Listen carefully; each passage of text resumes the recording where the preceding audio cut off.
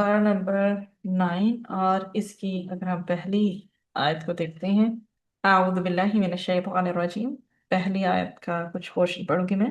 क़ाल अल मलाउ अल्लज़ीना इस्तकबरू मिन क़ौमिही लनुख़रिजन्नका या शुऐब वल्लज़ीना आमनू मअका मिन क़रयतिना औ लतऊदुन्ना फ़ी मिल्लतिना क़ाल अवलौ कुन्ना कारिहीन। ये जो हमारी पारा नंबर 9 की पहली आया नंबर 88 90। जो 9th पारा है इसमें पारा नंबर 9 का आगाज करने लगे थे। पारा नंबर 9 में सूरत अल अराफ के आखिरी 14 रुकू यानी 11 से लेकर 24 तक और सूरत अल अनफाल के इब्तदाई जो है 4 रुकू शामिल हैं। और सूरत अल अराफ के अगर आपको याद हो तो कल हमने जब एंड किया था तो पिछली अकवाम का तज़किरा हमारे सामने आया था। इसी तसलसल में अब हजरत शुएब अलैहिस्सलाम की कौम का तज़किरा हमारे सामने आएगा। रुकू नंबर 11 आयात 85 से लेकर 93 कौम शोएब अलैहिस्सलाम की सरकशी के बारे में बताया जा रहा है इसमें। और फिर उनके अंजाम का बताया जा रहा है कि शोएब अलैहिस्सलाम ने अपनी कौम को अल्लाह ही की इबादत की दावत दी। और उनकी कौम जो है वो किस जुर्म में मुब्तला थी? नाप तोल की कमी के जुर्म में मुब्तला थी। इस पर शोएब अलैहिस्सलाम ने उनको टोका। ये कौम जो है अफराद के जो तिजारती काफिले थे ना जो आया जाया करते थे वहां पे उनको उनको भी लूटते थे। दूसरों का ये हक मारते थे और इस तरह ये हक की राह से रोकने की लोगों को कोशिशें करते थे। और सबसे मेन जो इनका नुक्स बयान किया गया इस कौम का वो नाप तोल में जो है वो कमी है। इनके कई और जराइम का भी तज़किरा है लेकिन यहाँ पर जिस चीज़ का तज़किरा खास और खास किया गया है वो उनके नाप तोल की कमी का है। जब कौम को शुएब अलैहिस्सलाम ने समझाया तो बजाय इसके कि शुएब अलैहिस्सलाम की बात को वो मानते और उनकी बात की को अहमियत देते उनकी बात को मानते और जो जिस चीज से वो मना कर रहे थे मना हो जाते, इसकी बजाय इन लोगों ने क्या किया है वो हजरत शुएब अलैहिस्सलाम की जान के ही दर पे हो गए और कहने लगे हम तुम्हें और तुम्हारे मानने वालों को क्या करेंगे? अपनी बस्ती से निकाल देंगे माअज़ल्लाह। मजीद उन्होंने कहा कि अगर चाहते हो कि हमारे साथ रहो तो ऐसा करो फिर जो हमारे बाप दादा के जो अकायद है ना तुम्हें उसी को मानना होगा, ठीक है। तो शुएब अलैहिस्सलाम ने इस्तिकामत का मुजाहरा करते हुए और अल्लाह सुब्हानहू व तआला पर तवक्कुल करते हुए फरमाया कि इस सूरत में भी मैंने मतलब कि वो जो है उनको नहीं मानेंगे। क्यों क्यों क्यों वो किसी के पीछे लग के उनके अकीदों को माने, उनके बाप दादा के अकीदे जो कि गलत हैं, जबकि वो तो तौहीद का मैसेज कन्वे कर रहे हैं और उनकी जो भी बुराइयां इस कौम में जिसमें मुब्तला है कौम उनको मना कर रहे हैं। तो वो खुद तो हदायत पर है, वो इनकी बात क्यों मान लें? ये बिल्कुल भी मुमकिन नहीं हो सकता। फिर जब ये कौम हद से तजावज करने लगी तो फिर इन पर भी अल्लाह सुब्हानहू व तआला का अजाब आया और जल्जले की आफत से ये लोग हलाक कर दिए गए। और ये उनका अंजाम कि बाकी लोग तो अपनी जगह जो थे ये तजारती काफिलों को लूटते थे, हक मारते थे और जो भी हक की राह में एक अच्छा काम करे उसकी राह रोकने की कोशिश करते थे। पर मेन जो जुर्म इनका उमूमन आपको कुरान के बाकी जगहों पर भी मिलेगा वो नाप तोल में कमी का है, ठीक है। तो इस पर हजरत शुएब अलैहिस्सलाम ने बहुत कोशिश की, मुकम्मल इस्तिकामत के साथ बहुत अरसा लगे रहे, लेकिन बजाय इसके कि ये लोग जो है उनकी बात मानते एक तो उनके अगेंस्ट हो गए, फिर उन्हें ये दावत देना शुरू कर दी कि जो हमारा अकीदा है उसी के मुताबिक चलो। पर शुएब अलैहिस्सलाम को अल्लाह सुब्हानहू व तआला ने रहा हदायत दिखाई थी, वो क्यों इनके साथ गुमराह होते। तो आपने देखा फिर उनका अंजाम जो है बाकी कौमों की तरह, जिस तरह हमने कल भी कौमें पढ़ी थी उनके ऊपर भी अजाब आए थे, इनके ऊपर जो अजाब आया वो जमीनी अजाब जल्जले की आफत की तरह आया था। उसके बाद अपना हमारा अगला रुकू शुरू हो जाता है। इसमें जो है आयात है हमारे पास 94 से लेकर 95 तक। तो यहाँ पर भी हमें यह बताया जा रहा है कि चले वो तो एक बड़ी कलामिटी थी जो बड़ा अजाब है। अब ये जो छोटे छोटे जो अजाब हैं जिंदगी में, मसाइब हैं, मुश्किलात हैं, परेशानियां हैं, ये क्यों आती हैं? ठीक है, इनके बारे में बताया जा रहा है। ये रसूलों के वाकयात के जिक्र के साथ ही अल्लाह सुब्हानहू व तआला फरमा रहे हैं कि जब भी आयत हमारे पास 94 एंड 95 आएंगी इस रुकू में, कि जब भी अल्लाह ताला ने रसूलों को किसी कौम की तरफ भेजा तो वहां के रहने वालों को सख्तियों में, तकालीफ में अल्लाह सुब्हानहू व तआला ने मुब्तला फरमाया। उसका अहम मकसद क्या था? ताकि लोग गिड़गिड़ाएं अल्लाह सुब्हानहू व तआला के हुजूर। मुसीबत और मुश्किलात में अहम जो हिकमत सीखने की होती है वो ये कि लोगों के दिल नरम हो जाएं, वो नरम दिल के साथ अल्लाह की तरफ रुजू करें। लेकिन बहुत सी कौमों का मामला आपके सामने है, यही रहा कि छोटे छोटे अदाबों की कैफियत इन पर तारी की गई। इन्होंने इन आफाक से सबक नहीं सीखा, जितने भी इनके ऊपर आफात आई, मुसाइब मुश्किलात, इन्होंने नहीं सबक सीखा और अपनी इस्लाह नहीं की। तो अल्लाह सुब्हानहू व तआला ना एक हद तक किसी को भी लिमिटेशंस जो है ना वो अल्लाह सुब्हानहू व तआला की तरफ से एक डील जो मिलती है, जो एक मोहलत मिलती है, वो एक हद तक मिलती है। अल्लाह सुब्हानहू व तआला ऐसा नहीं कि छोड़ ही दे हमेशा के लिए। जब इनके ऊपर वो छोटे छोटे से अजाब ایسی ڈیفیکلٹ اور جو ہے ڈفرینٹ سچویشنز طاری کی گئیں، اور یہ مصیبتوں، مشکلات اور پریشانیوں میں ان لوگوں نے اپنا طریقہ کار نہیں بدلا، نہیں سیکھا ان سے، اور پھر اصلاح بھی نہیں کی، ہر درمی میں آ گئے، تو بالآخر اللہ سبحانہ وتعالیٰ نے پھر ان قوموں کو ہلاکت سے دو چار کر دیا۔ یہاں پر ہمارا یہ رکوع جو ہے وائنڈ اپ ہوتا ہے۔ نیکسٹ جو رکوع ہے ہمارا 100 سے لے کے 108 تک ہے۔ اب اللہ تعالیٰ ہمیں بتا رہے ہیں کہ سابقہ قوموں کا تذکرہ جو بار بار قرآن میں اللہ تعالیٰ لاتے ہیں وہ میرے اور آپ کے لیے عبرت حاصل کرنے کے لیے ہے۔ تو یہاں پر اللہ سبحانہ تعالیٰ نے فرمایا کہ جو لوگ زمین پر بسنے والے ہیں، موجود ہیں، وہ کیا کریں؟ وہ گزشتہ اقوام کے انجام سے عبرت حاصل کریں، زمینی، آسمانی، پتھریلی، جیسی بھی ان کے اوپر جو ہے مصیبتیں آئیں۔ دیکھا آپ نے کل کہ کس قوم پر کیسا پتھروں کا عذاب ہے، کس پر جو آیا وہ آج ہم نے زلزلے کا دیکھ لیا، کسی پر آیا تو چیخ کا آیا۔ Like there are multiple kind of عذاب جو اللہ سبحانہ تعالیٰ نے مختلف نیشنز پر بھیجے ہیں جب انہوں نے اصلاح نہیں کی تب۔ تو اللہ سبحانہ تعالیٰ نے یہی بتایا کہ پچھلی اقوام کے واقعات سے عبرت حاصل کرو۔ That is not just an information کہ آپ کو ہسٹری کی انفارمیشن پرووائڈ کی جا رہی ہے، یہ جسٹ انفارمیشن نہیں ہے۔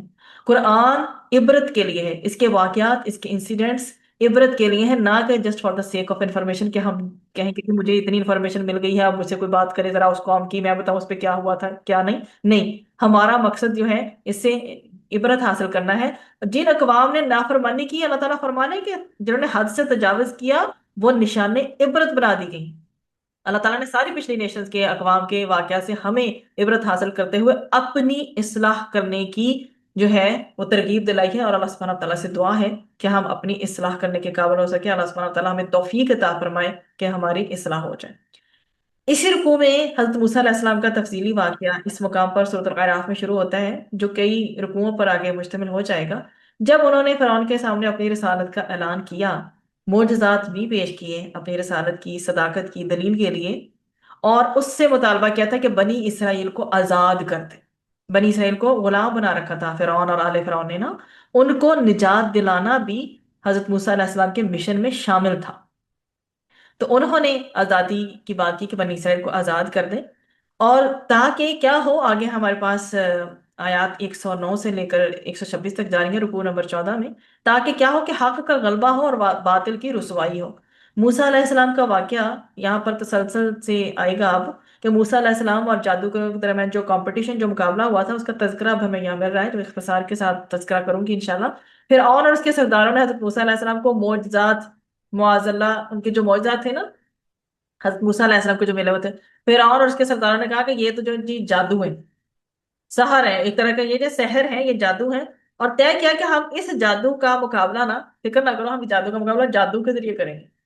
اس طرح کی انہوں نے ان کی للکار تھی پھر اور کی، اور اس کے سرداروں کی، اور بات بھی آپ کے سامنے اس طرح پارے میں اسی ٹاپک سے اس طرح سے شروع ہو رہی، کیونکہ ان کی نا مت ماری گئی تھی، ان میں عقل نہیں رہی تھی، انہیں یہ تمیز اور احساس ہی نہیں رہا تھا کہ حضرت موسیٰ علیہ السلام کے پاس ہے وہ معجزہ ہے، وہ جادو نہیں ہے، تو انہوں نے اسے جادو قرار دیا معاذ اللہ، اور مقابلے کے لیے کیا، انہوں نے باقاعدہ ارادہ باندھ دیا کہ ہم ان کے ساتھ مقابلہ کریں گے۔ چنانچہ مختلف علاقوں سے ماہر جادوگروں کو بلایا گیا، حضرت موسیٰ علیہ السلام کے ساتھ ان کا مقابلہ کرایا گیا، اور یہ جو ہے نا کوئی تھاؤزنڈز میں تھے، جتنے پورے وہاں سے جتنے بھی یہ لوگ اکٹھے ہوئے تھے تھاؤزنڈز میں تھے تقریباً، اور ان کی باقاعدہ ہمارے پاس ایک فگر بھی آتی ہے کہ اتنے اکٹھے کیے گئے تھے ایک صرف حضرت موسیٰ علیہ السلام کے ساتھ مقابلے کے لیے۔ تو بیسیکلی بات یہ ہے کہ اللہ سبحانہ و تعالیٰ کا کلام میں تو فصاحت و بلاغت اپنی جگہ ہے، لیکن جو بھی ہوا ہسٹری میں گزرا اس میں حکمت بھی ایک الگ ہے۔ اب ہر دور میں، ہر ایرا میں، ہر ٹائم پیریڈ میں جو شے اپنے فن کے اعتبار سے عروج پر ہوا کرتی ہے نا، آن دا بوم آف دیٹ، تو اس سے مطابقت رکھتے ہوئے، ٹھیک ہے، اس سے ملتے جلتے یا اس سے مطابقت رکھتے ہوئے، اس سے سملیرٹی رکھتے ہوئے معجزات اللہ سبحانہ و تعالیٰ عطا فرماتا ہے، تاکہ لوگ کیا ہوں، عاجز ہوں، اور پیغمبر کی صداقت کو قبول کر لیں اور ان کی رسالت پر ایمان لے آئیں۔ جیسے اب جس ٹائم پیریڈ میں قرآن حکیم نازل ہونا شروع ہوا، اس وقت عرب کے اندر زبان کا بہت چرچا تھا، اور حروف مقطعات پہ آ کے عرب بھی عاجز آ جاتے ہیں کہ آخر اس کا مطلب کیا ہے، تو ان کو اسی چیز میں معجزہ دیا گیا جس میں وہ خود رچ تھے، رچ انف۔ اور اسی طرح سے اب اس ٹائم پیریڈ میں جب کہ حضرت موسیٰ علیہ السلام کو جیسا معجزہ عطا کیا گیا ہے، اس ٹائم پیریڈ میں اس کی پیک تھی۔ اب یہ جادوگروں ایسے ہی تو جادوگر ارینج نہیں ہو گئے نا، آل اوور دا کنٹری میں سے جو ہے جادوگر بلائے گئے وہاں سے، تو کہاں سے آئے؟ کیونکہ آلریڈی ان کے اندر وہ چیز اس چیز میں رچ تھے۔ جادوگروں نے مقابلے کے دوران اپنی لاٹھیاں اور رسیاں پھینکی اور لوگوں کی نگاہوں پر ایسی سحر بندی کر دی، ایسا جادو کر دیا کہ وہ لوگوں کو جو ہے لاٹھیاں اور رسیاں تھی وہ سانپ کی طرح دکھتی ہوئی محسوس ہوئی۔ اب یہ کام انہوں نے کیا ہے، جادوگروں نے جتنی بھی لاٹھیاں اور رسیاں انہوں نے پھینکی ہیں نا، وہ لوگوں کو ایسے فیل ہو رہی ہیں جیسے کہ وہ ایک سانپ جیسے وہ رینگ رہا ہو، کرال کر رہا۔ حضرت موسیٰ علیہ السلام نے عصا ڈالا اپنا تو وہ اژدہا بن گیا، اور جادوگروں کی جو بھی لاٹھیاں اور رسیاں تھیں ان کو نگلنے لگا۔ جادوگروں نے تو لوگوں کی آنکھوں پر نظر بندی کر دی تھی، جادو کر دیا تھا، لیکن جادوگروں کو پتا تھا کہ اب جو کچھ حضرت موسیٰ علیہ السلام پیش کر رہے ہیں یہ کوئی جھوٹ بات نہیں ہے، یہ کچھ اور ہی شے ہے، کیونکہ ہر فن کا جاننے والا اپنے فن کی لمیٹیشنز کو اچھی طرح سے جانتا ہے۔ چنانچہ جادوگروں پر حق واضح ہو گیا اور بے اختیار وہ سجدے میں گر گئے، اور انہوں نے حضرت موسیٰ علیہ السلام اور ہارون علیہ السلام کے رب پر ایمان لانے کا اعلان کر دیا۔ جب انہوں نے دیکھا نا، دیکھیں نا، میں نے آپ کے سامنے ذکر کیا کہ ہر چیز کی جو لمیٹیشن، جو جس فیلڈ کا ایکسپرٹ ہوتا ہے اس کی لمیٹیشن کو اچھے سے جان، جیسے آپ دن رات کوکنگ کرتی ہیں اور آپ کو کبھی کسی نے کوئی اچھا سا کھانا جو ہے وہ آفر کیا ہے، پکا کر کے اسپیشل بھیجا، آپ کو اس کا ٹیسٹ کر کے ہی پتا چل جائے گا کہ اس میں کیا چیز کم ہے، کیا زیادہ ہے، کون سی چیز جو ہے اس کی لائک کیسا فلیور آ رہا ہے، کیا کمی رہ گئی، آپ کو پتا لگ جاتا ہے۔ ایسے ہی ایک ڈاکٹر جو ہے ہمارے عموماً ہم کہتے ہیں جو سب سے زیادہ ایکسپیرینسڈ ہوگا، ماہر ہوگا، ہم اس کے پاس جائیں گے، کیوں؟ اس کے تجربے، اس کے ایکسپرٹیز کی بنیاد پہ۔ اسی طرح سے فن، جو جادو کا فن جانتے ہیں ان کو پتا ہے کہ وہ کہاں تک ان کے جادو کی پہنچ ہے۔ تو جب انہوں نے دیکھا کہ بھئی یہ تو باطل چیز نہیں ہو سکتی، یہ کچھ اور ہے، تو پھر ان سے رہا نہیں گیا۔ پھر انہوں نے وہ بے اختیار، ایک ہوتا ہے نا اختیار کے ساتھ اپنی مرضی کے ساتھ سجدے میں گرنا، ایک یہ جو ہے بے اختیار گرے۔ کیا وہ مومنٹ ہوگا، کیا وہ لمحہ ہوگا، سبحان اللہ، جب یہ ہوا ہوگا، وہ اختیار سجدے میں گر گیا اور انہوں نے حضرت موسیٰ علیہ السلام اور حضرت ہارون علیہ السلام کے رب پر ایمان لانے کا اعلان کر دیا۔ اور یہ جو مت ماری گئی تھی فرعون کی اور آل فرعون کی، وہ نتیجہ ان کے سامنے آ گیا، مطلب جس پر تکیہ تھا وہی پتے ہوا دینے لگے۔ وہی جادوگر جو اب تک کہہ رہے تھے کہ ہمیں کوئی مال و دولت ملے گا، مطلب ظاہر ہے حضرت موسیٰ علیہ السلام اور حضرت ہارون علیہ السلام کے ساتھ مقابلہ تھا نا ایک طرح سے، تو اب وہ جو ہیں وہی لوگ، وہی جادوگر حضرت موسیٰ علیہ السلام اور ہارون علیہ السلام کے رب پر ایمان لانے کا اعلان کر رہے ہیں۔ فرعون جو کہ تشدد پر اتر آیا تھا، دلیل تو اس کے پاس تھی کوئی نہیں، دلیل کا جواب وہ تشدد سے دینے لگا اور کہنے لگا میں تمہارے پاؤں وغیرہ اور ہاتھ پاؤں جو ہے وہ کاٹ ڈالوں گا، اور قرآن میں ملتا ہے اس کا اسلوب کہ مخالف سمت سے کاٹنے کی وہ بات کرتا ہے۔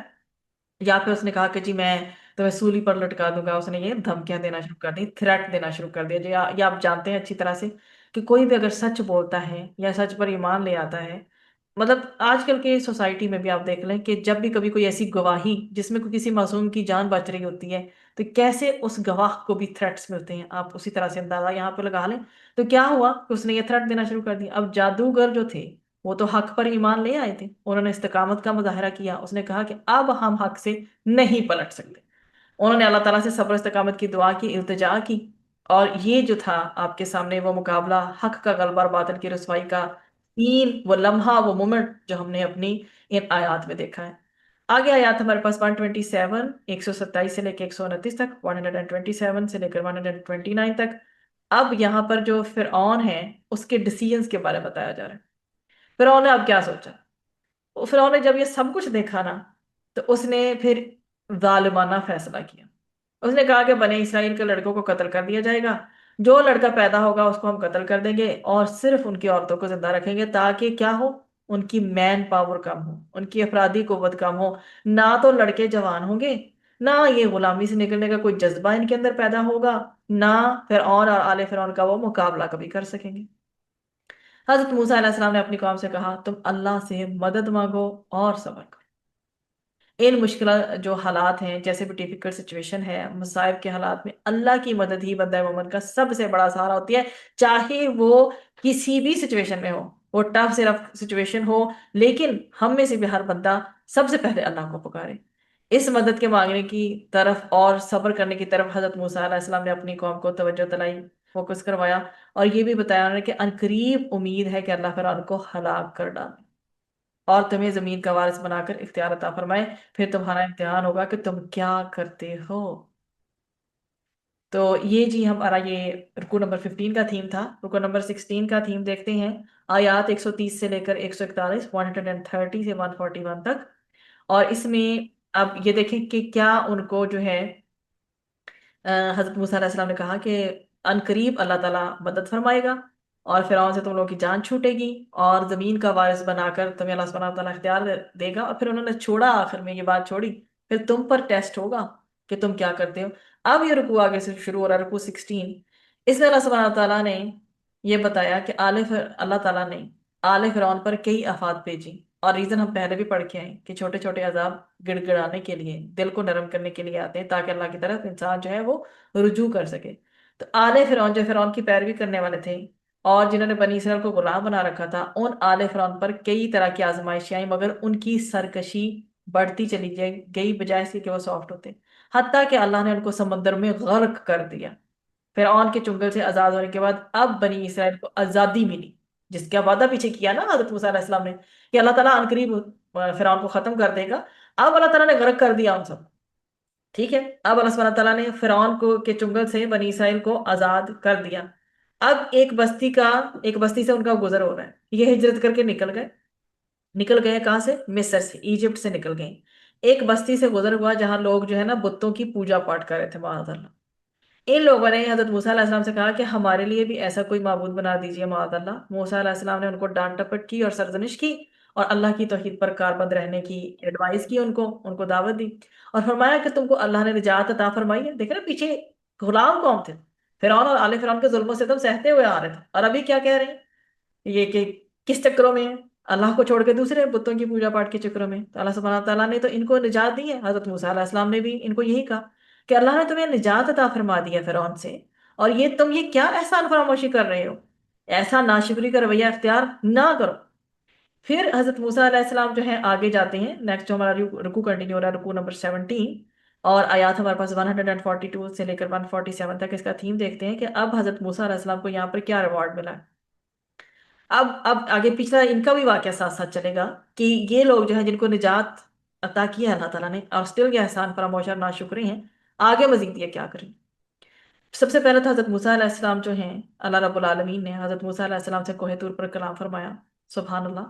اور موسیٰ علیہ السلام کو اس لیے کلیم اللہ بھی کہا جاتا ہے۔ وہاں موسیٰ علیہ السلام نے عرض کی کہ اے اللہ، میں آپ کا دیدار کرنا چاہتا ہوں، I want to see you۔ تو اللہ سبحانہ تعالیٰ نے فرمایا کہ لن ترانی، تم ہرگز مجھے نہیں دیکھ سکتے، یا تم ہرگز مجھے نہیں دیکھ سکو گے، کیونکہ لن کے بعد جو آگے ہمارے پاس فعل آتا ہے، اس کا عموماً جو ترجمہ ہوتا ہے ہم اسے فیوچر میں لے جاتے ہیں۔ تو ہاں، پہاڑ کی طرف دیکھو، اپنی ذات کی تجلی کا اس پر نور کریں گے اللہ سبحانہ تعالیٰ۔ اگر پہاڑ برداشت کر لے، if the mountain can bear it، تو تم بھی ہمیں دیکھ لینا۔ what kind of a test it is۔ اللہ سبحانہ تعالیٰ نے اپنی ذات کی تجلی کا نزول فرمایا پہاڑ پر، اور پہاڑ ریزہ ریزہ ہو گیا، سبحان اللہ۔ اور حضرت موسیٰ علیہ السلام اس کو دیکھ کر بے ہوش ہو گئے۔ اس کے بعد جب ان کو ہوش آیا تو عرض کی، اے اللہ، میں تیری طرف میں نے رجوع کیا، اور میں اول مومن ہوں۔ اور میں نے کل بھی آپ کو ذکر کیا تھا کہ بہت ہی خوبصورت یہ دعا ہے، چھوٹی سی، سبحانکا تبت الیک، بہت ہی، اے اللہ پاک ہے تو، اور میں تیری طرف توبہ کرتی ہوں۔ تو اس طرح سے مجھے اس اسلوب سے وہ بات یاد آ گئی۔ اللہ سبحانہ تعالیٰ نے ان کو تورات عطا فرمائی۔ اب یہ دیکھیں، بلایا تو تھا نا، اب تورات دینے کے لیے، بیسکلی تورات عطا فرمانے کے لیے بلایا تھا، اور اس کی تعلیمات پر پھر عمل کرنے کا حکم دیا، اور کہا کہ قوم کو بھی ان کی اس میں جو تعلیمات ہیں اس سے آگاہ کریں اور اس پر عمل کرنے کی تلقین کریں۔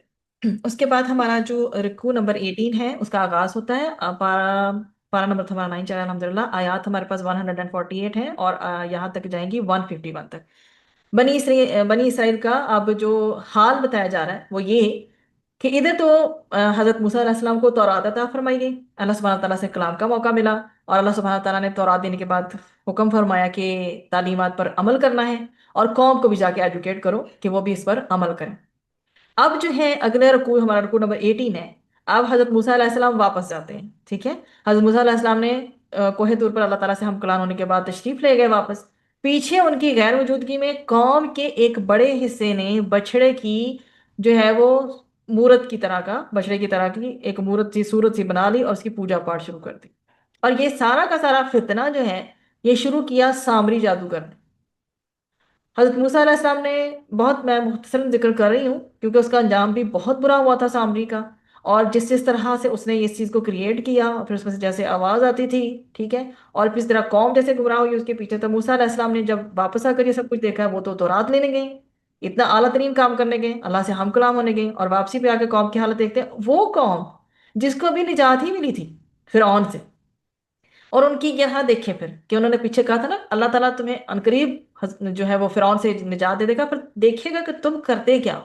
وہی والی بات کہ موسیٰ علیہ السلام نے واپس آ کر قوم کو ڈانٹ ڈپٹ کی، اور اپنے بھائی ہارون سے شکوہ بھی کیا، کیونکہ وہ قوم کو اکیلا تو چھوڑ کے نہیں گئے تھے، حضرت ہارون علیہ السلام کے ساتھ چھوڑ کے گئے تھے، اور ان کا انداز قرآن بتاتا بھی ہے۔ تو انہوں نے ان سے جا کے شکوہ کیا اور ان سے کہا کہ تم نے ان کو جو ہے شرک سے کیوں نہیں روکا؟ حضرت ہارون علیہ السلام نے عرض کی کہ میں نے تو خوب روکنے کی کوشش کی، بہت کوشش کی میں نے ان کو روکنے کی، اور یہ میری جان کے درپے ہو گئے تھے، اس نتیجے میں فساد برپا ہونے کا امکان تھا، تو میں نے ایک حد تک ہی سمجھا سکتا تھا نا۔ یہ قوم اب ناشکری اور احسان فراموش ہو گئی ہے، ایک حد تک ہی سمجھ سکتی تھی نا، میں کتنا کرنے سمجھاتا۔ اب رکوع نمبر 19 کا جو تھیم ہمارے سامنے آتا ہے، آیات 152 سے لے کر 157 تک، 152 سے 157 تک ہے، کہ اللہ سبحانہ و تعالیٰ کی جو رحمت ہے خاص ہے وہ کس چیز سے حاصل ہوگی۔ یہاں پر پہلے تو یہ دیکھیں جو بات کنٹینیو ہو رہی ہے، پھر آگے جاتے ہیں کہ جن لوگوں نے بچڑے کی پوجا پاٹ کی ان کو تو دنیا میں جو ہے وہ ذلت اور رسوائی ملے گی ملے گی، اور آخرت میں بھی کیا ہوگا، ان کے لیے عذاب کا معاملہ ہوگا۔ اگر یہ لوگ توبہ کر لیں تو نہیں ہوگا، اللہ تعالیٰ پھر ان کو اپنی رحمت سے معاف کر دے گا اگر یہ توبہ کر لیتے ہیں۔ اللہ سبحانہ تعالیٰ اپنی اپنی رحمت خاص کا یہاں پر ذکر فرمایا ہے کہ اللہ کی رحمت خاص کس چیز سے ملتی ہے؟ اتباع نبی سے۔ تو اب اللہ سبحانہ تعالیٰ نے کیا فرمایا کہ اب جنہوں نے بچڑے کی پوجا پاٹ کا آغاز کیا ہے نا، خود بھی گمراہ ہوئے اور لوگوں کو بھی گمراہ کر رہے ہیں، اب انہیں دنیا میں رسوائی تو ملنی ہی ملنی ہے، آخرت میں بھی ان کے لیے عذاب کا معاملہ تیار ہے، برعکس اس کے کہ یہ لوگ کیا کر لیں، توبہ کر لیں تو اللہ تعالیٰ اپنی رحمت سے ان کو معاف فرما دے گا۔ پھر اللہ سبحانہ تعالیٰ نے مزید بھی یہاں پہ اپنی خاص رحمت کا تذکرہ کیا ہے، اور وہ خاص رحمت نبی اکرم صلی اللہ علیہ وسلم کی امت کو عطا ہوگی، جو اللہ سبحانہ تعالیٰ ہم سب کو عطا فرمائے۔ وہ یہ کہ جو نبی کریم صلی اللہ علیہ وآلہ وسلم کی پیروی کریں گے، ان کی اتباع کریں گے۔ نبی کریم صلی اللہ علیہ وسلم کی اہم ذمہ داریوں کا بھی یہاں پہ بیان آپ کو ملے گا کہ جو آج امت کو انجام دینے کیا ہے، وہ نیکی کا آپ حکم دیں۔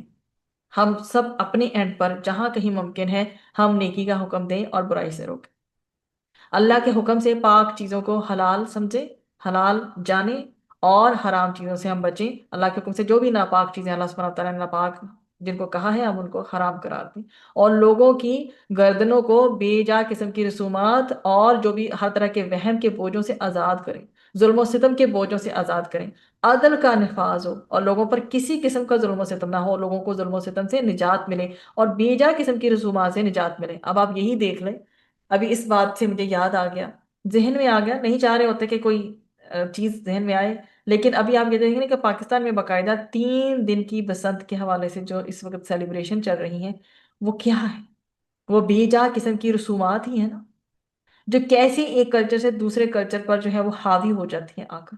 میرے اور آپ کے اینڈ پہ جتنے حضرات یہاں پہ ہیں، ہم سب کو کوشش کرنی چاہیے کہ اللہ سبحانہ تعالیٰ ہماری زبانوں سے بھی وہ الفاظ نکلوائے کہ جو بھی اس بسنت کے چکر میں پڑتے ہیں، ہم کو پتہ ہے کتنی جانیں بھی ضائع ہوتی ہیں، پیسے کا ضیاع ہوتا ہے، حالانکہ اس پیسے سے جتنے سے، جیسے آپ یہ گڈیوں کی بات کرتے ہیں یا پتنگ کی بات کرتے ہیں، کتنے غریبوں کا پیٹ بھر جائے گا۔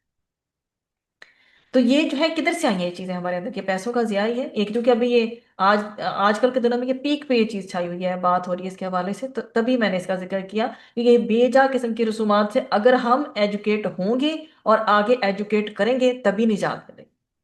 اور یہ نبی کریم صلی اللہ علیہ وسلم کا مشن تھا، امر بالمعروف و نہی عن المنکر۔ اب یہ دیکھیں پیچھے بھی دیکھیں، اگر امر بالمعروف و نہی عن المنکر ہوتا ہے، حضرت ہارون علیہ السلام نے کوشش کی ہے نا پچھلے رکوع میں کہ جی وہ باز آ جائیں، وہ نہ کریں ایسی جو ہے اس بچڑے کی پوجا پاٹ کے پیچھے نہ پڑیں، لیکن پھر وہ کس وجہ سے کہ فساد ہی نہ کہیں برپا ہو جائے، تو انہوں نے ایک حد تک جو ہے ایک اپنا کام دکھایا۔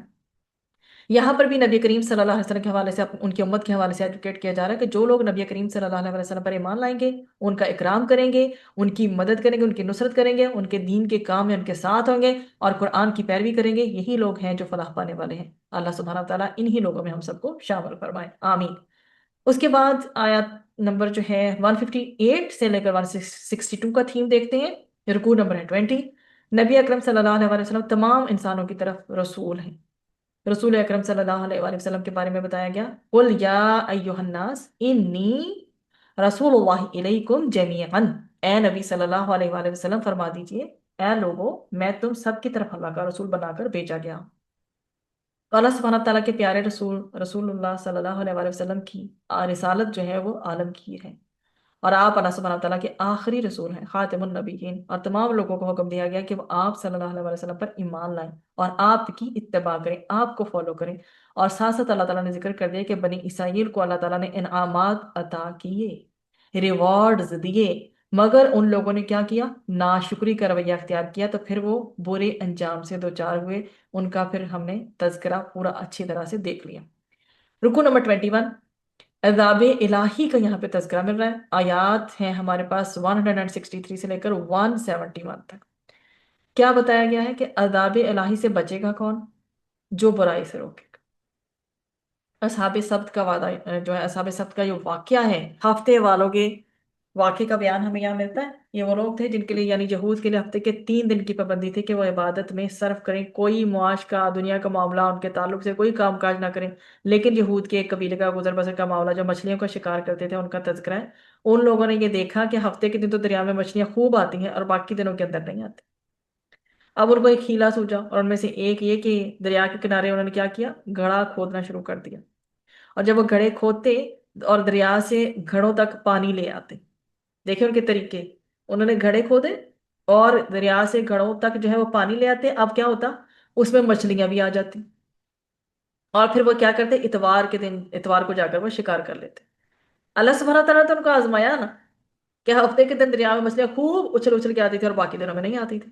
اللہ تعالیٰ اپنے حکم کو ٹیسٹ کر رہے تھے، اور ان کو یہ ہیلا بہانا سوجا اور انہوں نے ایسا کیا۔ اب یہ کیا کرتے تھے؟ اس گھڑے میں جب پانی میں آ کے مچھلیاں جو ہیں وہ گر جاتی تھیں، اپنی طرف سے یہ پریٹینڈ کر رہے تھے کہ ہم تو ہفتے والے دن کچھ کرتے ہی نہیں ہیں، ہم تو اتوار کو جا کے شکار کرتے ہیں۔ اللہ کی شریعت کے ساتھ انہوں نے مذاق کرنا شروع کیا ہوا تھا۔ یہ قوم جو ہے وہ 3 گروہوں میں بیسیکلی بٹ گئی تھی۔ ایک وہ گروہ تھا جو کہ برائی کر رہا تھا، یہ ہیلے کر کے اللہ کے حکم کی خلاف ورزی کرتے تھے، اور دوسرا گروہ جو تھا وہ خود برائی سے تو بچ رہا تھا لیکن دوسروں کو نہیں روک رہا تھا، اور تیسرا گروہ ایسا تھا جو بچ رہا تھا خود بھی اور برائی کرنے والوں کو روکنے کی کوشش بھی کر رہا تھا۔ آگے یہ دوسرے گروہ والے تھے، یہ تیسرے گروہ والے سے کہتے ہیں بھائی ان کو ان کے حال پہ چھوڑ دو، ان کو کیوں سمجھاتے ہو؟ تو تیسرے گروہ نے کہا کہ یہ ہم ان کو سمجھا رہے ہیں اس لیے کہ شاید یہ خوفزدہ ہوں اللہ کے عذاب سے اور اپنے اعمال کی اصلاح کر لیں، اللہ کی طرف پلٹ آئے۔ لیکن وہ کس چکر پہ تھے؟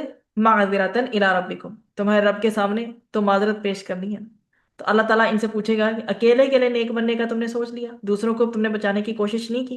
تو ایک خلاصہ اور حاصل کلام کیا یہاں سے نکلتا ہے کہ اللہ تعالیٰ کا عذاب آیا کن پر؟ ہیلا بہانہ کرنے والوں۔ اور قرآن بتاتا ہے وہ لوگ جو بچائے گئے جو برائی سے روکنے والے تھے۔ برائی سے رکنا یہ بھی ایک کرنے کا کام ہے، لیکن برائی سے روکنا یہ بھی کرنے کا کام ہے۔ یہ کام نہ کرنا کہ خود جرم میں گویا کہ شریک ہونے کی ایک شکل ہوا کرتی ہے کہ آپ خود تو برائی سے رک رہے ہیں، اپنے آپ کو روک رہے ہیں، لیکن کسی دوسرے کو نہیں آپ الرٹ کر رہے کہ بھی رک جاؤ اس سے۔ تو قرآن اس مقام پر ہمیں کیا سمجھانا چاہ رہا ہے کہ جو لوگ برائی سے روکنے والے تھے وہ لوگ بچائے گئے، جو خود تو رک ہی رہے تھے لیکن دوسروں کو بھی روک رہے تھے۔ اور جن لوگوں نے نافرمانی کی روش اختیار کی وہ اللہ کی پکڑ میں مبتلا ہوئے، اور ہیلا کرنے والے جب حد سے گزر گئے تو اللہ سبحانہ وتعالیٰ نے ان کی صورتوں کو مسخ کر کے بندر بنا دیا۔ یہ انجام ان لوگوں کا جو شریعت کے ساتھ کیا کرتے ہیں؟ ہیلے کا معاملہ کرتے ہیں۔ اللہ تعالیٰ ہمیں شریعت کی پاسداری کی توفیق عطا فرمائے۔ رکوع نمبر 22 کو کنٹینیو کرتے ہیں۔ یہاں پر بتایا جا رہا ہے آیت نمبر 172 سے لے کر 181 تک، اور عجیب ہی ٹائٹل یا تھیم ملے گا ہمیں اس میں، اور وہ یہ ہے کہ انسان جو ہے کب انسانیت کے درجے سے اتر جاتا ہے۔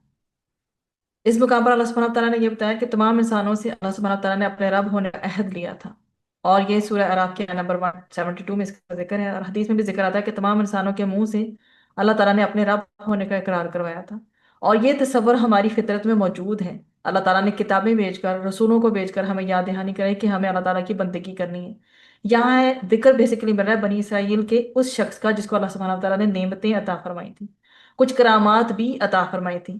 نبی تو نہیں تھا یہ شخص، لیکن اس تک نبی کی دعوت بھی پہنچی تھی، کچھ کرامات بھی اس کی پھر بیان کی گئی، اور اس کے پاس کچھ علم بھی تھا۔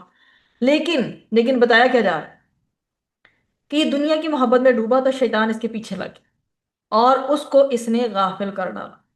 آگے قرآن مزید کیا کہتا ہے کہ اس شخص کی مثال کیسی ہے؟ کتے کی طرح ہے۔ کتے کا معاملہ کیا ہے کہ زبان جو ہے اپنی اس کی لٹکتی رہتی ہے، اس کی رال ٹپکتی رہتی ہے، حرص، طمع، لالچ جو ہے وہ اس کے اوپر غالب ہوتا ہے۔ تو جو دنیا کی محبت میں ڈوبے، کس چیز کو چھوڑ کر؟ کتاب الہی کو پس پش ڈال دیں، اس کے لیے قرآن کتے کی مثال دے رہا ہے، استغفر اللہ۔ اور آگے اللہ سبحانہ وتعالیٰ فرماتا ہے کہ یہ اکیلے شخص کی مثال نہیں، یہ پوری قوم کی مثال ہو سکتی۔ اور کس کے لیے؟ جو کتاب الہی کو فراموش کر دے اور دنیا کے جو مفادات کے پیچھے پڑ جائے اور دنیا کی غلامی کے پیچھے پڑ جائے۔ بات تو یہ ذرا تلخ ہے، ہم بھی اس بات کو غور کریں، اسلوب بھی بہت تلخ ہے، لیکن آج ہم اس چیز کو دیکھیں کہ کتاب الہی کی اہمیت ہمارے نزدیک کتنی ہے اور دنیا اور اس کے مفادات کے پیچھے ہم کتنا دوڑ رہے ہیں۔ بہت ہی غور و فکر کرنے والا یہ پوائنٹ ہے۔ اس مقام پر کچھ وہ لوگ ہیں جو جانوروں کی طرح ہیں، ان کے دل ہیں مگر وہ سمجھتے نہیں، ان کی آنکھیں ہیں مگر وہ دیکھتے نہیں، ان کے کان ہیں مگر وہ سنتے نہیں۔ یہ جانور ہے، بلکہ اللہ سبحانہ تعالیٰ نے کیا فرمایا؟ اس سے بھی بدتر ہے، نرے حیوان بنے ہوئے ہیں، روح کے تقاضوں پر عمل نہیں کرتے، خالق کو پہچانتے ہی نہیں ہیں، اس کی معرفت پھر کیسے حاصل کریں گے؟ اس کے تقاضوں پر عمل نہیں کرتے، روح کے تقاضوں پر عمل نہیں کرتے۔ پھر کیا فرمایا گیا؟ یہ جانوروں سے بھی بدتر ہے۔ جانوروں کو اللہ تعالیٰ نے عبادت کے لیے نہیں پیدا کیا، جانوروں کے اندر روح بھی نہیں ڈالی گئی، جانوروں کو کوئی اشرف المخلوقات بھی نہیں بنایا گیا، لیکن انسان یہ دیکھے کہ انسان کے اندر روح ڈالی گئی، جس کو مسجود ملائک بنایا گیا، یعنی فرشتوں کو حکم دیا گیا تھا انسان کو سجدہ کرو، اور سجدہ کروایا گیا تھا، جس میں اللہ تعالیٰ نے ہمارے اندر روح پھونکی۔ تو جس کو اللہ تعالیٰ نے اپنی خلافت دے کر بھیجا، وہ انسان جس کو اللہ تعالیٰ نے کتاب عطا فرمائی، پیغمبروں کو کس لیے بھیجا؟ اللہ کے لیے، اتنا سب اہتمام کیا اور وہ جانوروں کی طرح بے مقصد زندگی گزارے تو وہ جانوروں سے بھی بدتر ہو جائے گا۔ اگلے رکوع کو شروع کرتے ہیں۔ رکوع نمبر 23 ہے ہمارے پاس، اور اس میں آیات ہمارے پاس 182 سے لے کر 188 تک ہیں۔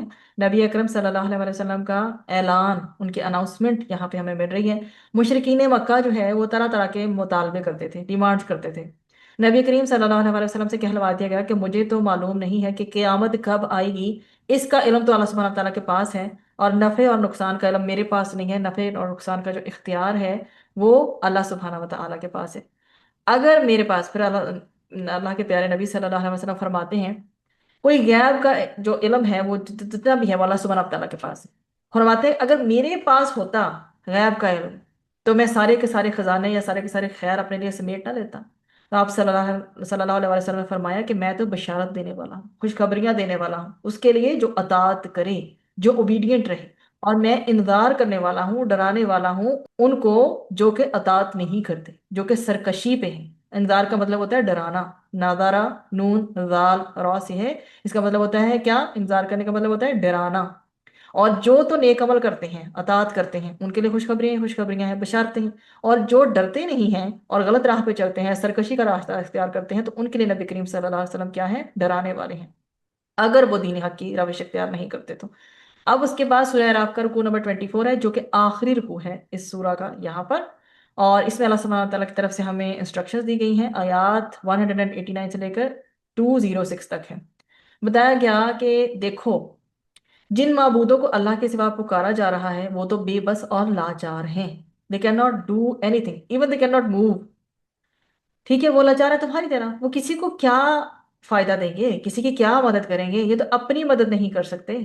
جیسے کہ بتوں کے بارے میں کہا جاتا تھا، حضرت ابراہیم علیہ السلام بھی تب لڑکارا کرتے تھے کہ یہ تو بت اپنے اوپر بیٹھی مکھی کو نہیں ہٹا سکتے، تم ان کو پوجتے ہو، ان کے آگے کھانا رکھتے تو یہ کھا نہیں سکتے، چوہے کھا جاتے ان کے سامنے سے، تم ان کی پوجا کرتے ہو۔ انہوں نے بڑا جھنجھوڑا، لیکن جب ایک قوم ہر درمی پہ اتر جائے نا، وہ کسی کا نہیں سنتی۔ تو یہاں پر بھی یہ بتایا جا رہا ہے کہ تم جن کو معبود سمجھتے ہو وہ کسی کی کیا مدد کریں گے، وہ تو اپنی مدد بھی نہیں کر سکتے۔ نبی اکرم صلی اللہ علیہ وآلہ وسلم کو تلقین کی گئی، کیا پیارے نبی تھے، اللہ سبحانہ تعالیٰ کے پیارے نبی تھے، حبیب اللہ تھے، اور ان کی جو ہے ایسی سچویشن میں اللہ تعالیٰ ان کے دل کے حال کے اکارڈنگ ان کے ساتھ معاملہ نہ کرتا۔ اللہ تعالیٰ کیا فرما رہے ہیں؟ آپ مشرکین کی باتوں اور مخالفتوں پر صبر کیجئے، بی پیشنٹ، اور ان کی برائیوں کا جواب اچھائی سے دیجیے۔ تو ہمارے لیے بھی یہی ہے، آگ کے اوپر مزید آگ جو ہے اضافہ ہی کرتی ہے۔ گرمی گرمی کا حل نہیں ہوتی، آگ کا حل جو ہے پانی ہی ہوتا ہے۔ اسی طرح برائی کو بھی ہم یہ یاد رکھیں، برائی کا جواب اچھائی سے ہوگا تو ہی معاملہ سمٹے گا۔ آخر میں پھر حکم دیا گیا کہ جب قرآن کی تلاوت کی جائے تو خاموش رہا جائے اور توجہ سے سنا جائے، تبھی اللہ کی رحمت کے مستحق بن سکیں گے ہم۔ اگر ہم اس کے اپوزٹ معاملہ کرتے ہیں کہ قرآن کی تلاوت چل رہی ہے اور ہم غور سے نہیں سنتے، تو رحمت کا اپوزٹ ہم اچھی طرح سے جانتے ہیں۔ اور اللہ کے ذکر کے تعلق سے بتایا گیا کہ بلند آواز کے بغیر چپکے چپکے دھیمے دھیمے انداز سے کیا جائے، گڑ گڑا کر پوری رقت کے ساتھ اللہ کا ذکر کرنے کی کوشش کی جائے۔ اللہ سبحانہ تعالیٰ ہم سب کو اس کی توفیق عطا فرمائے، آمین۔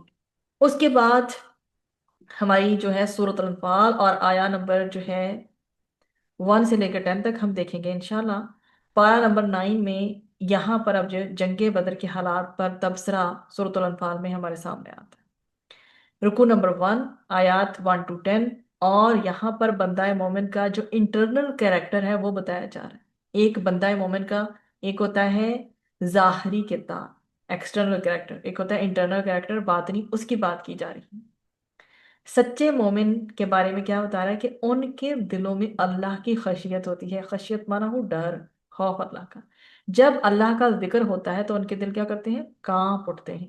اور جب اللہ کے آیات کی تلاوت کی جاتی ہے ان کے ایمان میں کیا ہو جاتا ہے؟ اضافہ ہو جاتا ہے، اور وہ اللہ پر توکل کرتے ہیں اور وہ نماز قائم کرتے ہیں، اور راہ خدا میں اللہ کی جو ہے شنودی کی خاطر مال خرچ کرتے ہیں۔ یہ پکے اور سچے مومن ہیں۔ ایمان والوں کی صفات کا اس موقع پر جو ہمیں تذکرہ مل رہا ہے۔ غزوہ بدر کا پھر تذکرہ شروع ہو جاتا ہے، اور یہ بہت مشہور ترین ہماری جو ہے اسلامک ہسٹری کا واقعہ ہے، اور اس میں ہمارے سامنے ہمیں موجود ہے کہ کیسے کیسے اس واقعے میں حالات گزرے ہیں۔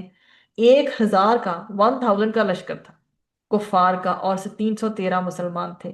اور غزوہ ہم اچھی طرح سے یاد رکھیں، غزوہ وہ ہوتا ہے جس میں نبی کریم صلی اللہ علیہ وآلہ وسلم نے قیادت کی ہو، اس کی وہ خود لیڈر رہے ہوں، اور جہاں پر نبی کریم صلی اللہ علیہ وآلہ وسلم خود جو ہے وہ قیادت کی یا سپرویژن پہ نہیں تھے، بلکہ اپنے آگے جو ہے فردر کسی اور کو سپہ سالار یا لیڈر بنا کے بھیجا ہے، تو اس کو سریہ کہتے ہیں۔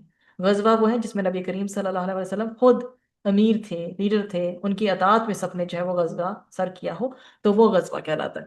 1000 کا لشکر تھا کفار کا، اور کتنے مسلمان تھے اپوزٹ پہ؟ 313، 330۔ اللہ سبحانہ وتعالیٰ نے ایمان والوں کو کفار کے مقابلے میں فتح عطا فرمائی، اور کیا ہوئی ان کو؟ کفار کو ایسی شکست جس کو کہتے ہیں شکست فاش، انتہائی قسم کی شکست۔ البتہ اولاً تجارتی قافلے کا معاملہ جس میں 50 محافظ تھے، تو اللہ سبحانہ وتعالیٰ چاہ کے تجارتی قافلہ نہیں، اس حوالے سے نہیں اللہ تعالیٰ کی رضا تھی، اور وہ کیل کاٹے سے لیس ہو کر لشکر آئے اور کفار ہو آئے اور ان کا مسلمانوں سے مقابلہ ہو، چاہے جبکہ اللہ سبحانہ تعالیٰ کا آگے دل کیا تھا؟ اللہ تعالیٰ نے اپنی چاہت اور اپنی مشیت کا اظہار فرمایا کہ اللہ تعالیٰ نے چاہا کہ آسان قافلہ تمہیں نہ ملے، تو اس میں 50 محافظ تھے ادھر، اس کی بات ہو رہی ہے، اور بلکہ نہ ملے اس طرح کا تمہیں تجارت والا، جو کہ ابو سفیان جو ہے وہ تو پھر بعد میں ایمان لے کے آیا تھا، بلکہ اللہ تعالیٰ نے کیا چاہا تھا کہ حق و باطل کا باقاعدہ یہاں پہ مارکا ہو، اور اللہ حق کا حق ہونا واضح کر دے۔ اس کے حوالے سے پھر ہمیں غزوہ بدر کا تذکرہ ملتا ہے۔ رکوع نمبر 2 میں کیسے غزوہ بدر میں اللہ سبحانہ تعالیٰ کی نصرت آئی۔ آیات ہمارے پاس 11 سے لے کر 19 تک ہے۔ اللہ سبحانہ تعالیٰ نے فرشتوں کا بھی نزول فرمایا اور ایمان والوں کی مدد فرمائی، اور اللہ تعالیٰ نے یہ بھی فرمایا کہ مسلمانوں، تم نے قتل نہیں کیے ان کافروں کو، اللہ نے قتل کیا، اور اے نبی آپ صلی اللہ علیہ وسلم آپ نے مٹی نہیں پھینکی، ٹھیک ہے، بلکہ اللہ نے مٹی پھینکی۔ اہل ایمان دین کے لیے محنت کر رہے ہیں، اور اللہ تعالیٰ کیا فرما رہا ہے؟ یہ تم نہیں کر رہے، یہ میں کر رہا، اللہ اکبر۔ یہ اسپرچویلٹی کا، روحانیت کا انتہائی اعلیٰ درجہ ہے اس مقام پر جو بتایا جا رہا ہے۔ جب جنگ کا میدان ہو تو پیٹ پھیر کر بھاگنے پہ بھی ممانعت کی گئی ہے، اور کسی جنگی تدبیر کے بغیر کسی کے پیٹھ پیچھے پھینکنا جانا ہو، جیسے سپوز اب ایک غزوہ ہو رہا ہے، ایک جنگ ہو رہی ہے، اس میں اگر پیچھے سے آ کے کوئی ٹرک آپ نے کرنی ہو، ٹھیک ہے، تاکہ آپ دشمن کو جو ہے ہراساں کر سکیں، تو اور بات، یہاں پہ یہ مطلب نہیں ہے کہ پیٹھ پیچھے پھیر کر جو ہے وہ کوئی آپ ٹرک نہیں کر سکتے یا دشمن کو ڈاج نہیں کر سکتے۔ بات یہ کی جا رہی ہے کہ جو پیٹھ پھیر کر باقاعدہ بھاگ ہی جائے، میدان جنگ کو چھوڑ ہی جائے، ٹھیک ہے، اس کی بات کی جا رہی ہے کہ اس کا پھر ٹھکانہ جہنم ہے۔ کیونکہ یہ بڑا گناہ ہے، یہ کبیرہ گناہ ہے، لیکن اگر کسی ٹیکنیکل پوائنٹ کے تحت، کسی ٹرک کے تحت آپ پیچھے کے سے ہو کر وار کرنا چاہتے ہیں، وہ اور بات ہے، اور ایک میدان جنگ سے میدان کو چھوڑ کر ہی بھاگ جانا، یہ کبیرہ گناہ ہے، یہ بڑا گناہ ہے، اور اس کا پھر ٹھکانہ جہنم ہے۔ پھر کو نمبر 3 آ جاتا ہے اس میں ہمارے پاس، آیات 20 سے لے کر 28 تک، فرام 20 to 28، اللہ سبحانہ و تعالیٰ کے رسول تمہیں پکاریں اور تم لبیک نہ کہو، یہ ایک مومن کا معاملہ نہیں ہو سکتا۔ تو کیا حکم دیا گیا ہے؟ اللہ اور اس کے رسول صلی اللہ علیہ وسلم کی پکار پر تمہارا بیہیویئر ہونا چاہیے، پوری انرجی سے کہو لبیک۔ حکم کیا مل رہا ہے یہاں پہ؟ کہ اللہ اور اس کے رسول کا حکم آئے تو اس کو دل و جان سے مانو اور لبیک کہو، اس حکم پر عمل کرو۔ اگر تم نے روگردانی کی، ایسا نہ ہو کہ اللہ تعالیٰ پھر تمہیں حق سے محروم کر دے تمہارے اندر۔ اگر تم نہیں مانو گے، دل و جان سے اللہ کے حکم کو نہیں مانو گے، سمعنا و اطعنا کہ سنا ہم نے اور اطاعت کی ہم نے، لبیک نہیں کہو گے، اگر تم اسے فار گرانٹڈ لوگے، نظر انداز ہی کرو گے، تو ایسا نہ ہو کہ اللہ حق کو قبول کرنے کی صلاحیت تم سے لے لے اور پھر تم نیکی سے بھی محروم رہ جاؤ۔ اور بتایا گیا کہ اللہ اور اس کے رسول کے ساتھ خیانت نہ کرو۔ تمہارے پاس مال اور جان اللہ تعالیٰ کی امانت ہے، اس امانت کو اللہ تعالیٰ کی مرضی کے مطابق لگاؤ۔ پھر آگے جو ہے 9 پارے کا لاسٹ رکوع ہمارے پاس الحمدللہ، رکوع نمبر 4، آیات 29 سے لے کر 37 تک۔ اللہ کن کو سرخرو کرتا ہے؟ اللہ تعالیٰ کن کو نوازتا ہے؟ وہ کون ہے؟ متقی۔ اللہ سبحانہ تعالیٰ نے بتایا کہ اگر تم تقوی کی روش پر رہو گے تو اللہ تعالیٰ حق اور باطل کے مارکے میں بھی تمہیں کامیابی عطا فرمائے، تمہیں حق و باطل میں تمیز کرنے کی صلاحیت بھی دے گا، اللہ تعالیٰ تمہارے گناہوں کو بخش دے گا۔ مشرکین جو خرچ کر رہے ہیں حق کا راستہ روکنے کے لیے، یہ سارا خرچ کرنا ان کے لیے باعث حسرت بنے گا، یہ دنیا میں بھی ذلیل ہوں گے اور قیامت کے اندر بھی ان کے ساتھ کیا معاملہ ہوگا؟ یہ جہنم کی آگ میں ڈالے جائیں گے۔ کیوں؟ کیونکہ یہ حق کا راستہ روکنے کے لیے خرچ کر رہے ہیں، حق کی راہ میں خرچ نہیں کر رہے۔ اللہ سبحانہ و تعالیٰ مجھے اور آپ کو، ہم سب کو ہر طرح کی حسرتوں سے بچائے۔ اللہ سبحانہ و تعالیٰ کا حکم ہے کہ جب اللہ اور اس کے رسول صلی اللہ علیہ وسلم کا حکم آ جائے تو لبیک کہو، تو اللہ تعالیٰ ہمیں لبیک کہنے والوں میں سے بنائے۔ اور اللہ سبحانہ و تعالیٰ جن نے جیسے میدان بدر میں حفاظت کی ہے اور مسلمانوں کی مدد فرمائی، اللہ سبحانہ و تعالیٰ ہمیں زندگی کے ہر لمحے میں، ہر موقع پر ہماری جو ہے اس طرح سے مدد فرما۔ جتنی خوبصورت اس میں آیات آج عطا کی گئی ہیں کہ اللہ تعالیٰ کی جو خشیت رکھتے ہیں ان کے دل اللہ کا ذکر سن کے کانپ اٹھتے ہیں، تو ہمارے دل بھی اللہ کے ذکر سے کانپ اٹھیں۔ اللہ کی آیات کی تلاوت، جو قرآن حکیم کی تلاوت ہم کرتے ہیں، ان آیات سے ہمارے بھی ایمان میں اضافہ ہو انشاءاللہ، اور اللہ تعالیٰ ہمیں بھی کامل توکل کرنے والا بنائے۔ اللہ سبحانہ و تعالیٰ ہر نماز کو ہمیں اول وقت پر خشوع و خضوع کے ساتھ ادا کرنے والا بنائے، اور اپنی شان کریمی کے مطابق ہمارے تمام جیسے بھی ٹوٹے ٹوٹے اعمال ہیں، اللہ تعالیٰ ان کو قبولیت کا درجہ بھی عطا فرمائے، آمین۔ سبحانک اللہم و بحمدک، نشہد ان لا الہ الا انت، نستغفرک و نتوب الیک۔